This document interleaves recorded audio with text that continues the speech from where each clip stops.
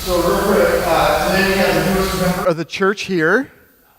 She's sleeping soundly, and she is all of 3 weeks? Not to be exact, but it's 3 weeks and 3 days. Fantastic. So you're welcome to not bear hug the baby afterwards, but say hello. We don't want to hurt the kid. So we are in the process of exploring the 23rd Psalm, and today we're looking at the 5th verse in specific. As we enter into this, I am wondering how many of you have ever heard the term loan word. Loan word, L-O-A-N word, loan word. It's actually an English idea, and from Webster's it says this: it's a word taken from another language and at least partly naturalized in our own. Okay, get it? So we're going to have a little contest to see how smart you are, because you're brilliant, I already know that, but we're just going to have fun anyways. And I'm going to say a word that's from another language, and you have to shout out what it means in our language and how we use it, okay? So number one, cafe. Coffee, right? So when you say, meet me at the cafe, what you mean is, meet me for coffee, okay? You get the idea? All right, let's do number two, faux pas. Mistake, right? And what kind of mistake? Social, right? Man, you all are brilliant. All right, third one, aficionado. Expert or admirer or fan of, yeah? All right, this is a tough one. No one's gotten this today. Florida. Florida. It's actually a Spanish word. Florida. Yeah, the state thereof. Florida. Florida. So it's the land of things that will kill you if you get there, right? Snakes, gators, mosquitoes. Just kidding. It actually means land full of flowers. Yeah, you guys are brilliant. All right, next one, a peon. Peon. P-E-O-N. Something small, right? Lowly, or actually translated directly is laborer. Okay? And the last one is mesa. Okay, plateau. What else is it? Tabletop, right? Table. And so you may be thinking, why are we playing this game today? One, because you all are so smart, and I want you to realize that. But mesas are really interesting to me, because mesa is this word that has multiple meanings in the English language. One way is to look at the idea of directly from Spanish, means table or tabletop. But if you ever drive through the Southwest, what do you see on the horizon? And what do they look like? Tables with tabletops. So there's a reason why it's important to understand this as we get to verse 5. You just heard it read, the shepherd prepares a table before me in the presence of my enemies. Or another way to say it, the shepherd prepares a mesa in the presence of my enemies. Mesa meaning more than just a table, but a place, a geographic place that we dwell. Last week we looked at verse 4 in which it talked about the valley of the shadow of death, and that our God walks us through this valley that's full of darkness and shadows and fear to lead us into this place of mesa in which we can dwell in the abundance of God's provision. The note thing about mesas when you drive through the Southwest is that they have no trees, right? And so it's a flat land that you can see everything that is there. And so the idea is that the shepherd has led you to a place where nothing is hidden, and instead you can feast at the table in the pasture lands in the presence of your enemies, because the shepherd will protect you from those enemies. Make sense? And so we are leading this psalm through these images of an ancient world and this normative experience of what shepherds would do. And so what we learned the first week is that because the subject of the psalm is the Lord is my shepherd, I lack nothing. God has cared for us in such a way that we lack nothing. Secondly, the second week we looked at that God provides for us by leading us to places of green grass and still waters so that we can nourish our souls. And last week that God is the shepherd who leads us and protects us through the darkest of valleys in our lives. And today we come to this stanza about a table that is set for us in the presence of our enemies, of being anointed with oil so that our cups can overflow. I want to remind you about Psalm 23 real quick. Psalm 23 is a psalm of trust. It's David, a shepherd man, who's writing a psalm about the great shepherd. And it's a faith-filled trust. I trust that God is this in my life. And then you have the poem. And so in this statement of trust, it doesn't guarantee that we're not going to have hard times in it. What it guarantees is that the shepherd is with us and is leading us to places and guiding us into these places of abundance, though they don't always happen instantaneously. In this psalm is an invitation for us to trust in something greater than ourselves and in one who knows where we're going, because oftentimes we discovered last week we can't see what's right in front of us. But yet, I speak today on the other side of Election Day.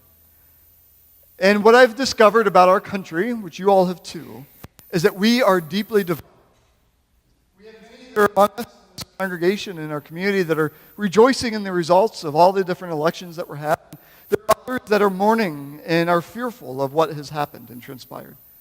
And today, Psalm 23 can help us understand who we are as a people that gather in this space and in this time under a banner that we call Christian. What does it mean to be Christian in a divided country? And even within a faith that oftentimes can be divided. And so today, I don't pretend to understand the complexities of the political system of our country. I wouldn't say that I'm an expert of understanding elections and the electoral college, whatever that thing is. I don't pretend to understand what the future holds between whichever president is chosen each time. Whether you voted for Hillary or Donald or Gary or Jill, or you just chose not to vote whatsoever because you were just disgusted with this whole entire thing.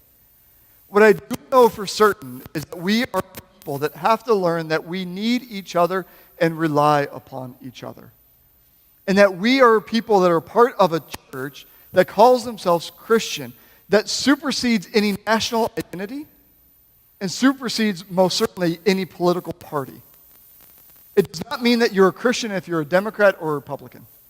It does not mean that you're a Christian because you're an American or a Canadian or a Ugandan or whatever country you're from. You're a Christian because you take on a name of something else and place it on oneself. And so today, my hope is that we can get past the rhetoric of fear-mongering that has plagued this culture for the last year. And that's the truth of almost every political cycle I've watched in the last decade at least, is that fear sells. And we live in a time and space, and everyone is terrified about what the future is going to be. And yet we have this psalm that says to us, trust in something greater than the elected officials. Trust in something greater of a shepherd who won't leave us nor forsake us. Trust in God. And so I want you to grab the bulletin and turn it to the front cover. As you're doing that, I want to remind you about who we are. Our name is Central Union Church. Today is our 129th birthday. Happy birthday to us. Right? That we are a people that are committed to finding paths of unity and following the way of Jesus Christ. And a couple of years ago, we began the process of discerning what is our collective mission together. Why do we exist? And what difference is it going to make in our world? And through your voice, because our congregation is congregational, each person's voice matters here. And so we worked this process of discerning a vision and a mission, and we present it to the congregation at the annual meeting in 2015. We gathered together at that meeting, and 100% of the people that were there approved the mission. And so simply read your front of your bulletin. What is our mission? We read it together. We engage and embrace all as we seek to embody Christ. We engage and embrace all. I think it's really important that we unpack that for a moment in the fear-mongering world that we live in. Who is welcomed at Central Union Church? Everyone, all. We are not going to be a people that start dividing ourselves up by our camps. We are a people that must supersede the divisions that have been created in our culture, that are dividing our culture, our country, and even families. That when we claim that we are a Christian people, we are putting on the very nature of Christ. And we must be a people that are daring enough and bold enough to live into the vision of what Jesus presented to us through these Gospels. Of a world in which all are welcome to the table. A world in which oppression ceases to exist. In which God's kingdom as it is in heaven, may it come down on earth in the same way. And so who is welcomed in our church and who will be welcomed regardless of who is governor, president, mayor, any of that stuff, all are welcomed in this church. And that will never change. Because that is the way of Christ. Our way is not a way of dividing. Our way is not a way of saying there's winners and losers. In the story of God, we all are winners because God chooses us. It's not that we've chosen God, but God has chosen us. The last part of our mission statement, as you can see over here, we seek to embody Christ.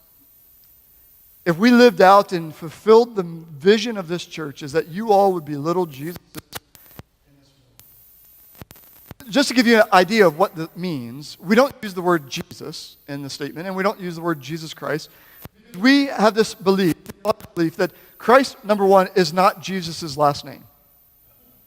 Are you aware of that? His name isn't Jesus Christ. Nice to meet you. It actually is better to say Jesus the Christ. Because Christ is a word that can be translated also as the Anointed One. Christ is that which existed before time and will exist beyond time. Jesus was the personification of God in human form. But Christ is this thing that goes before and after, the Alpha and the Omega.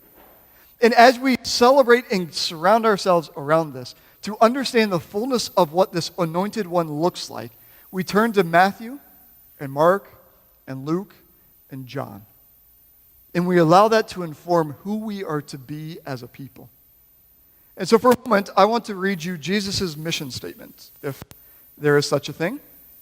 Jesus, at the beginning of Luke's gospel, after he's been baptized and has gone into temptation, he comes in and joins the faithful in the synagogue, and he pulls out the scroll of the Isaiah prophecy, and he opens it up to define what his mission is on earth.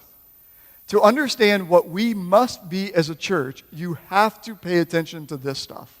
Okay? So here we go. Luke chapter 4 says this. The Spirit of the Lord is upon me because the Lord has anointed me. See that word? He has sent me to preach good news to who? The poor. To proclaim release to the prisoners and recovery of sight to the blind, to liberate the oppressed, and to proclaim the year of the Lord's favor. The amazing thing to me about the story of Jesus is that he hangs out with those that everyone else refused to. He becomes lowly in order that we can understand the actual kingdom that we're a part of. That Jesus ends up saying some pretty harsh things to the religious people and incredibly gracious things to those that have been oppressed and alienated and treated as different because of their lives. That we are a people that follow this way of Jesus Christ that calls us to be a voice to the voiceless. To provide opportunities for oppression to be overcome with grace and goodness and equality. To be a people that proclaim the year of the Lord. God is with us. And God is at work among us. For he is the great shepherd who dwells among us.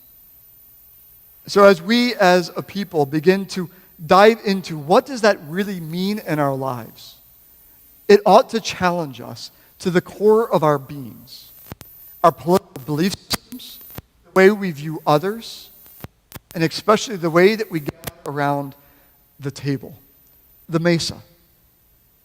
That when we gather around this table, I have no more bearing or worthiness to gather around this table than anyone else that walks this face of the earth. It is a welcoming place in which all are welcome to enter in and to receive gifts of grace and forgiveness and of love that never fails us. And the reality for us in a divided country, which could quickly become a divided church, is that we stand above the division in our country.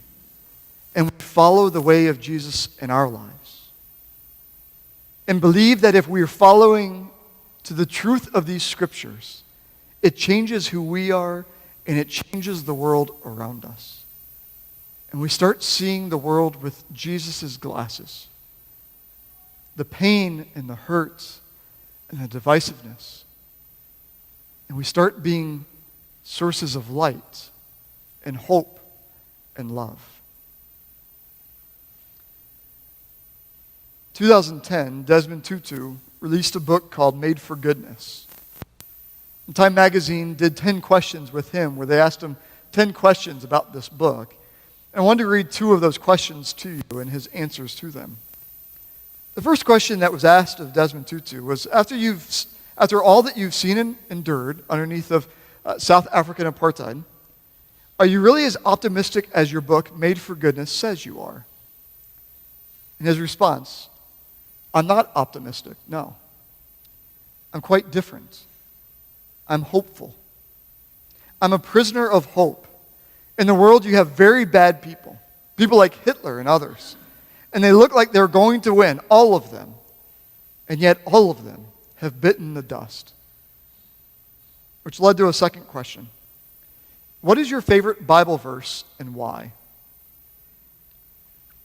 Desmond Tutu responded by saying, Romans 5:8. While we were yet sinners, Christ died for us. It sums up the gospel wonderfully. We think we have to impress God so that God could love us. But instead it says, no, you are loved already, even at your worst. We gather around this table with a shepherd who invites us to be a people that trusts in things not yet seen. Do not be afraid is used 365 times, one for every day of our year. What would it mean for us to walk in faith and instead of fear? What would it mean for us to gather around the table of inclusivity with the commonality of love, which is our highest calling as a Christian people? Because they will know that we are Christians by our love.